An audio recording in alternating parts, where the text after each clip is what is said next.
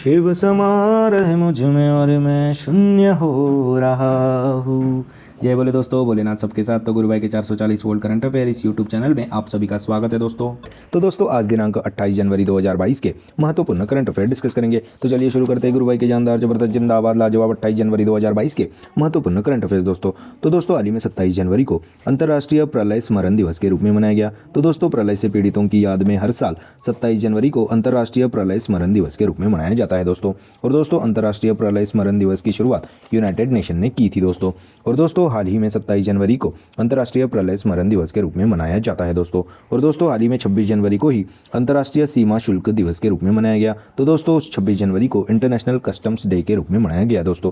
और दोस्तों 2022 की थीम क्या थी दोस्तों इंटरनेशनल कस्टम डे की? तो scaling up customs digital transformation by embracing a data culture and building a data ecosystem, यह 2022 की इंटरनेशनल कस्टम डे की थीम थी दोस्तों। तो दोस्तों हाल ही में 27 जनवरी को अंतर्राष्ट्रीय प्रलय स्मरण दिवस और 26 जनवरी को अंतर्राष्ट्रीय सीमा शुल्क दिवस इंटरनेशनल कस्टम्स डे के रूप में मनाया गया दोस्तों। नेक्स्ट बोलते हैं। तो दोस्तों हाल ही में 4 व्यक्तियों को पद्म विभूषण सम्मान 2022 से सम्मानित किया गया। तो दोस्तों पद्म पुरस्कार हर साल 26 जनवरी को ही दिए जाते हैं। तो दोस्तों इस बार भारत रत्न यह देश का सर्वोच्च नागरिक सम्मान है दोस्तों। और दोस्तों 2022 में भारत रत्न किसी को भी नहीं दिया गया। और दोस्तों भारत रत्न के बाद आता है दोस्तों पद्म विभूषण। तो दोस्तों भारत का दूसरा सर्वोच्च सम्मान है दोस्तों पद्म विभूषण। और दोस्तों पद्म भूषण यह तीसरा सर्वोच्च नागरिक सम्मान है दोस्तों भारत का। और दोस्तों पद्मश्री यह चौथा नागरिक सर्वोच्च सम्मान है दोस्तों। तो दोस्तों हाल ही में पद्म विभूषण 4 व्यक्तियों को दिए गए, जिनके नाम मैं आपको एक एक बार बताता हूँ। तो दोस्तों प्रभा अत्रे जी जो कि महाराष्ट्र से है, जो कि कला क्षेत्र में इनको पद्म विभूषण 2022 पुरस्कार मिला है। और दोस्तों दूसरे व्यक्ति है पद्म विभूषण वाले राधे श्याम खेमका जी। इनको दोस्तों मरणोपरांत दिया जा रहा है, वह उत्तर प्रदेश से है। और लिटरेचर और एजुकेशन यानी कि साहित्य और शिक्षण के फील्ड में राधे श्याम खेमका जी को पद्म विभूषण 2022 के रूप में दिया जा रहा है दोस्तों। और दोस्तों हमारे पहले CDS यानी कि chief of defence staff general Bipin Rawat ji को भी इस बार पद्म विभूषण की लिस्ट में शामिल किया गया। उनको भी मरणोपरांत दिया जा रहा है। वो उत्तराखंड से है, जिनकी फील्ड है सिविल सर्विसेज की फील्ड में जनरल बिपिन रावत जी को पद्म विभूषण 2022 से सम्मानित किया जा रहा है। और दोस्तों कल्याण सिंह जी जो कि मरणोपरांत ही दिया जा रहा है, जो कि उत्तर प्रदेश के पूर्व मुख्यमंत्री और राजस्थान के गवर्नर भी रह चुके हैं दोस्तों, उनको पब्लिक वेलफेयर फील्ड में पद्म विभूषण 2022 से सम्मानित किया जा रहा है। तो दोस्तों पद्म विभूषण 4 व्यक्तियों को दिए गए, प्रभा अत्रे, राधेश्याम खेमका, जनरल बिपिन रावत और कल्याण सिंह जी। यह 4 लोग हैं जिनको पद्म विभूषण मिला है। और दोस्तों पद्म भूषण पुरस्कार टोटल 17 लोगों को मिला है। और दोस्तों इनमें से कुछ लोग हम आपको बताते हैं जो कि इंपॉर्टेंट है। तो दोस्तों माइक्रोसॉफ्ट के CEO सत्य नडेला, गूगल के CEO सुंदर पिचाई, साइरस पूनावाला जो कि सीरम इंस्टीट्यूट के पुणे के चेयरमैन है, जिन्होंने कोविशील्ड वैक्सीन के निर्माता भी है, साइरस पूनावाला, इनको भी पद्म भूषण से सम्मानित किया गया। और दोस्तों para javelin thrower Devendra Jhajharia ji जो कि राजस्थान से, उनको भी पद्म भूषण पुरस्कार से सम्मानित किया गया। और दोस्तों संजय राजाराम जो कि मेक्सिको से है, उनको साइंस एंड इंजीनियरिंग के फील्ड में पद्म भूषण पुरस्कार से सम्मानित किया गया। और दोस्तों चौथा है दोस्तों अपने भारत का सर्वोच्च सम्मान जो कि है पद्मश्री। तो दोस्तों पद्मश्री पुरस्कार 107 लोगों को दिया गया। अभी दोस्तों 107 लोग कौन कौन है वो तो अपन याद नहीं रख सकते, पर उसमें से कुछ इंपॉर्टेंट आपके लिए छाटा हूँ, वही आपको बताता हूँ। तो दोस्तों सोनू निगम जी जो कि सिंगर है, अवनी लेखरा जी जो कि पैराशूटर है, नीरज चोपड़ा जी जो कि जेवलियन थ्रोवर है, वंदना कटारिया जी जो कि उत्तराखंड से है, उन्होंने एक मैच में 3 गोल दाग कर रिकॉर्ड स्थापित किया था टोक्यो ओलंपिक्स में। और दोस्तों एक para badminton gold medalist Pramod Bhagat ji है, उनको भी पद्मश्री से सम्मानित किया गया। तो दोस्तों हाल ही में 4 व्यक्तियों को पद्म विभूषण, 17 लोगों को पद्म भूषण और 107 लोगों को पद्मश्री पुरस्कार से सम्मानित किया गया दोस्तों 26 जनवरी के उपलक्ष्य पर। तो दोस्तों हाल ही में 4 व्यक्तियों को पद्म विभूषण जो कि भारत का दूसरा सर्वोच्च सम्मान है, वह 4 लोगों को दिया जा रहा है दोस्तों 2022 में। दोस्तों नेक्स्ट चलते हैं। तो दोस्तों हाल ही में भारत का पहला ग्राफीन इनोवेशन सेंटर केरल राज्य में स्थापित किया जा रहा है। तो दोस्तों ग्राफीन नवाचार केंद्र यह केरल राज्य में स्थापित किया जा रहा है। तो दोस्तों ग्राफीन क्या होता है? तो ग्रेफाइट की परत होती है दोस्तों ग्राफीन। और दोस्तों ग्रेफाइट यह कार्बन की सबसे ऊपरी परत होती है, आप सभी को पता ही होगा। ग्राफीन पूरे विश्व का सबसे पतला पदार्थ है। एक एटम जितना थिक होता है दोस्तों, इसकी थिकनेस एक एटम से भी कम की होती है दोस्तों, फिर भी यह काफ़ी मजबूत होता है। ऑफकोर्स वो कार्बन का कंपाउंड है, तो टफ ही होगा, मजबूत ही होगा। तो दोस्तों हाल ही में भारत का पहला ग्राफाइन इनोवेशन सेंटर, ग्राफाइन नवाचार सेंटर केंद्र केरल राज्य में स्थापित किया जाएगा दोस्तों। तो दोस्तों हाल ही में सेंटर से कुछ मेरे को याद आ रहा है। तो दोस्तों हाल ही में इनोवेशन को बढ़ाने के लिए अटल सामुदायिक नवाचार केंद्र का उद्घाटन जयपुर में किया गया दोस्तों। और दोस्तों भारत का पहला ग्राफाइन इनोवेशन सेंटर केरल राज्य में स्थापित किया जाएगा। तो दोस्तों भारत के पहले से मेरे को कुछ याद आ रहा है, आपके साथ जानकारी साझा करता हूँ। तो दोस्तों भारत का पहला श्रमिक आंदोलन म्यूजियम केरल में ही बनेगा। भारत का पहला डिजिटल यूनिवर्सिटी केरल के थिरुवनंतपुरम में बनेगा। और दोस्तों हाल ही में भारत की पहली para badminton academy Lucknow Uttar Pradesh में खोली जाएगी। और दोस्तों भारत का पहला हेली हब गुरुग्राम हरियाणा में खोला जाएगा। और दोस्तों गुरुग्राम हरियाणा में ही है इंटरनेशनल सोलर अलायंस का हेडक्वार्टर। और भारत का पहला ग्रेन एटीएम भी गुरुग्राम हरियाणा में ही शुरू किया गया था। भारत का पहला ओपन रॉक म्यूजियम हैदराबाद में शुरू किया गया। भारत की पहली मोबाइल यानी प्रोसेसिंग वैन जो कि KVIC ने, जो कि खादी विलेज इंडस्ट्रीज कमीशन ने शुरू की थी, जो कि उत्तर प्रदेश के गाजियाबाद में शुरू की गई। और दोस्तों भारत का पहला पब्लिक ट्रांसपोर्ट के लिए रोपवे सेवा शुरू करने वाला पहला शहर उत्तर प्रदेश का वाराणसी बना था। और दोस्तों भारत का पहला वन चिकित्सा केंद्र उत्तराखंड में खोला जाएगा। भारत का पहला डुगोंग कंजर्वेशन रिजर्व तमिलनाडु में खोला जाएगा, जो कि श्रीलंका और भारत के बीच में जो पाक स्ट्रेट है वहाँ पे भारत का पहला डुगोंग कंजर्वेशन रिजर्व खोला जाएगा। और भारत का पहला dolphin research centre Patna Bihar में खोला जाएगा। और दोस्तों MP में बनाएगा भारत का पहला साइबर तहसील। और दोस्तों मध्य प्रदेश में ही पावर सेक्टर में साइबर सिक्योरिटी स्थापित करने वाला भारत का पहला राज्य बना था। और दोस्तों भारत का पहला ट्रांसजेंडर कम्युनिटी डेस्क यह तेलंगाना के हैदराबाद में शुरू किया गया। तो दोस्तों हाल ही में भारत का पहला ग्राफाइन इनोवेशन सेंटर, ग्राफाइन नवाचार केंद्र केरल राज्य में स्थापित किया गया। दोस्तों नेक्स्ट पे चलते हैं। तो दोस्तों हाल ही में भ्रष्टाचार धारणा सूचकांक 2021 यानी कि करप्शन परसेप्शन इंडेक्स 2021 में भारत 85वें यानी कि 85th रैंक पे है दोस्तों। तो दोस्तों काफ़ी ज़्यादा भ्रष्टाचार है दोस्तों भारत में। तो दोस्तों ट्रांसपेरेंसी इंटरनेशनल इंस्टीट्यूट द्वारा जारी भ्रष्टाचार धारणा सूचकांक 2021 में भारत 85वें स्थान पे है दोस्तों।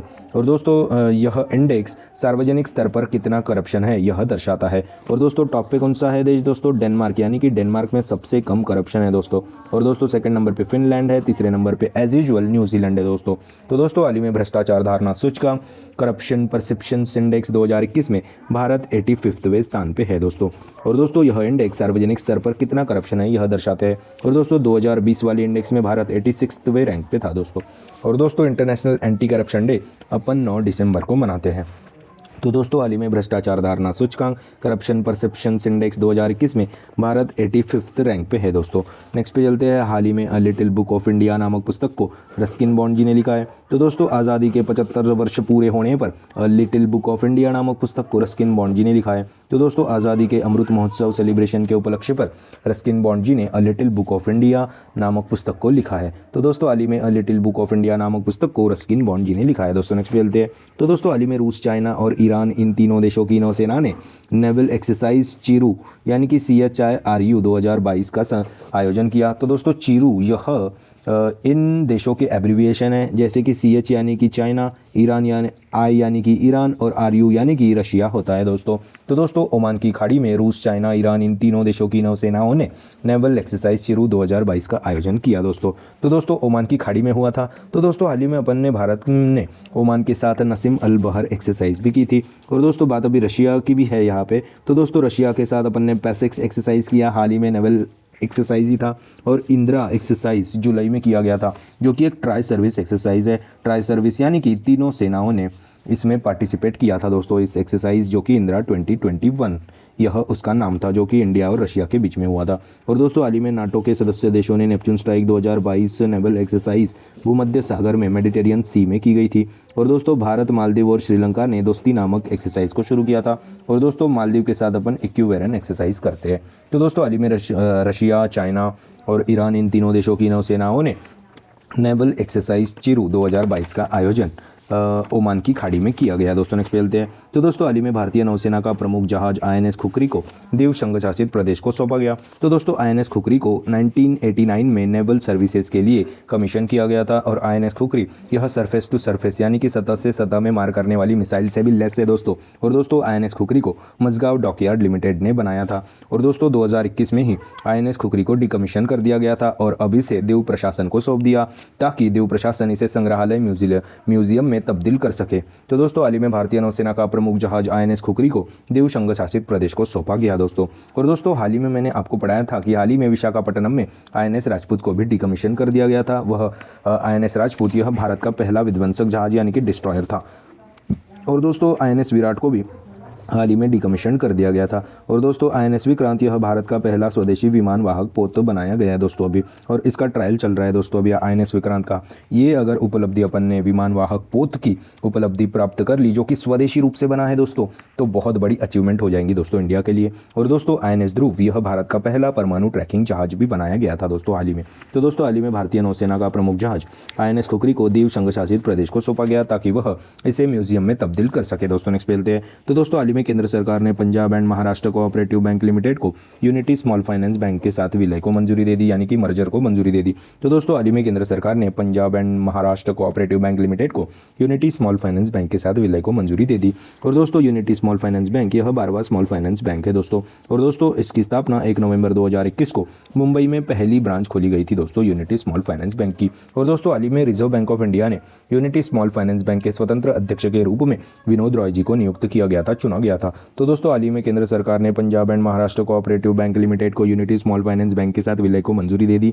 तो दोस्तों हाल ही में कुछ स्मॉल फाइनेंस बैंक के बारे में आपको जानकारी दे देता हूँ। तो दोस्तों उज्जीवन स्मॉल फाइनेंस बैंक ने प्लेटिना फिक्स डिपॉजिट स्कीम शुरू की थी। और दोस्तों NRI ग्राहकों को ऑनलाइन अकाउंट ओपन करने देने के लिए Equitas small finance bank famous है दोस्तों, इसने ही यह कारनामा किया गया था। और दोस्तों इक्विटास स्मॉल फाइनेंस बैंक ने भारतीय हॉकी टीम की कप्तान दोस्तों रानी रामपाल जी और स्मृति मंधाना जी को अपने ब्रांड एम्बेसडर के रूप में चुना गया था। और दोस्तों इक्विटास स्मॉल फाइनेंस बैंक यह NRI ग्राहकों को ऑनलाइन अकाउंट ओपन करने देने वाला भारत का पहला बैंक बना था। और दोस्तों सूर्योदय स्मॉल फाइनेंस बैंक यह हेल्थ एंड वेलनेस अकाउंट खोला था दोस्तों, जो कि हेल्थ और वेलनेस के काम में आ सके, जो कि इमरजेंसी के काम में आ सके, इसीलिए सूर्योदय स्मॉल फाइनेंस बैंक ने health and wellness account open करने की ग्राहकों को सुविधा दी थी। तो दोस्तों हाल ही में केंद्र सरकार ने Punjab and Maharashtra cooperative bank limited को यूनिटी स्मॉल फाइनेंस बैंक के साथ विलय यानी कि मर्जर को मंजूरी दे दी गई है दोस्तों। नेक्स्ट मिलते हैं। तो दोस्तों हाल ही में जारी ब्रांड फाइनेंस 2022 की रिपोर्ट के अनुसार एप्पल यह दुनिया की सबसे मूल्यवान कंपनी बनी। तो दोस्तों ब्रांड फाइनेंस 2022 ग्लोबल 500 रिपोर्ट के अनुसार एप्पल कंपनी यह दुनिया की सबसे मूल्यवान कंपनी बनी है। और दोस्तों दूसरे नंबर पे अमेजॉन है, तीसरे नंबर पे गूगल है दोस्तों। और दोस्तों हाल ही में 3 ट्रिलियन मार्केट कैप को छूने वाली दुनिया की पहली कंपनी भी एप्पल ही बनी थी। तो दोस्तों हाल ही में जारी ब्रांड फाइनेंस 2022 ग्लोबल 500 की रिपोर्ट के अनुसार एप्पल कंपनी यह दुनिया की सबसे मूल्यवान कंपनी है दोस्तों। तो दोस्तों बात अभी एप्पल की है। एप्पल का हेडक्वार्टर है कैलिफोर्निया में और जिसके CEO है हाल ही में करंटली टिम कुक जी। तो दोस्तों हाल ही में जारी ब्रांड फाइनेंस ग्लोबल 500 2022 रिपोर्ट के अनुसार एप्पल कंपनी यह दुनिया की सबसे मूल्यवान कंपनी है दोस्तों। नेक्स्ट खेलते हैं। तो दोस्तों हाल ही में प्रधानमंत्री मोदी जी ने पहले भारत मध्य एशिया शिखर सम्मेलन की मेज़बानी की। तो दोस्तों first India central Asia summit की मेज़बानी भारत ने की और इसका संबोधन प्रधानमंत्री मोदी जी ने किया। तो दोस्तों 27 जनवरी 2022 को वर्चुअली प्रधानमंत्री मोदी जी ने पहले भारत मध्य एशिया शिखर सम्मेलन की मेज़बानी की है दोस्तों। तो दोस्तों नेताओं के स्तर पर भारत और मध्य एशिया देशों के बीच यह अपनी तरह का पहला अनुबंध है दोस्तों। और दोस्तों इस शिखर सम्मेलन में 5 देशों ने हिस्सा लिया था। तो दोस्तों वह 5 देश कौन थे हैं? कजाकिस्तान, उज्बेकिस्तान, तजाकिस्तान, तुर्कमेनिस्तान और किर्गिस्तान। यह 5 देशों की मेज़बानी की थी दोस्तों भारत ने। और दोस्तों इस शिखर सम्मेलन में 5 देशों ने हिस्सा लिया गया था। और दोस्तों इस बार की 26 जनवरी 2022 की चीफ गेस्ट में अपने मध्य एशिया के देशों को बुलाया था, पर ड्यू टू पैंडेमिक पिछली साल की तरह इस बार भी कोई नहीं आया दोस्तों। तो दोस्तों हाल ही में प्रधानमंत्री मोदी जी ने पहले भारत मध्य एशिया शिखर सम्मेलन यानी कि इंडिया सेंट्रल एशिया समिट की मेज़बानी की है दोस्तों। नेक्स्ट खेलते हैं। तो दोस्तों हाल ही में चरणजीत सिंह जी का निधन हुआ। तो दोस्तों पूर्व हॉकी खिलाड़ी चरणजीत सिंह जी का हाल ही में निधन हुआ। तो दोस्तों 1964 के टोक्यो ओलंपिक्स में स्वर्ण पदक विजेता चरणजीत सिंह जी का हाल ही में निधन हुआ दोस्तों। तो दोस्तों हाल ही में पूर्व खिलाड़ी 1964 के टोक्यो ओलंपिक में स्वर्ण पदक विजेता चरणजीत सिंह जी का निधन हुआ है दोस्तों। नेक्स्ट मिलते हैं। तो दोस्तों हाल ही में फ्रांस देश की प्रसिद्ध कथकली डांसर मिलेना साल्विनी जी का निधन हुआ। तो दोस्तों पद्मश्री से सम्मानित फ्रांस देश की प्रसिद्ध कथकली डांसर मिलेना साल्विनी जी का हाल ही में निधन हुआ है दोस्तों। तो दोस्तों बात अभी फ्रांस की है। फ्रांस की राजधानी है पेरिस, यहाँ की करेंसी है यूरो। तो दोस्तों हाल ही में फ्रांस देश की प्रसिद्ध कथकली डांसर मिलेना साल्विनी जी का निधन हुआ है दोस्तों। तो दोस्तों यह थे 28 जनवरी 2022 के महत्वपूर्ण करंट अफेयर। आज अपन क्या पढ़े उसकी एक बार रिवीजन कर लेते हैं। तो दोस्तों हाल ही में 27 जनवरी को अंतर्राष्ट्रीय प्रलय स्मरण दिवस के रूप में मनाया गया। 26 जनवरी को इंटरनेशनल कस्टम डे के रूप में मनाया गया। और दोस्तों हाल ही में 4 व्यक्तियों को पद्म विभूषण, 17 लोगों को पद्म भूषण और दोस्तों 107 लोगों को पद्मश्री पुरस्कार से सम्मानित किया गया। हाल ही में भारत का पहला ग्रेफाइन इनोवेशन सेंटर केरल राज्य में स्थापित किया जाएगा। हाल ही में भ्रष्टाचार धारणा सूचकांक 2021 करप्शन परसेप्शन इंडेक्स में भारत 85वें स्थान पे है। पहले स्थान पे डेनमार्क, दूसरे स्थान पे फिनलैंड, तीसरे स्थान पे न्यूजीलैंड है। और दोस्तों हाल ही में a little book of India नामक पुस्तक को रस्किन बॉन्ड जी ने लिखा है। हाल ही में रूस, चाइना और ईरान इन तीनों देशों की नौसेना ने चीरू 2022 नेवल एक्सरसाइज का आयोजन ओमान की खाड़ी में किया। हाल ही में भारतीय नौसेना का प्रमुख जहाज INS खुकरी को द्वीप संघ शासित प्रदेश को सौंपा गया। हाल ही में केंद्र सरकार ने Punjab and Maharashtra cooperative bank limited को यूनिटी स्मॉल फाइनेंस बैंक के साथ विलय को मंजूरी दे दी।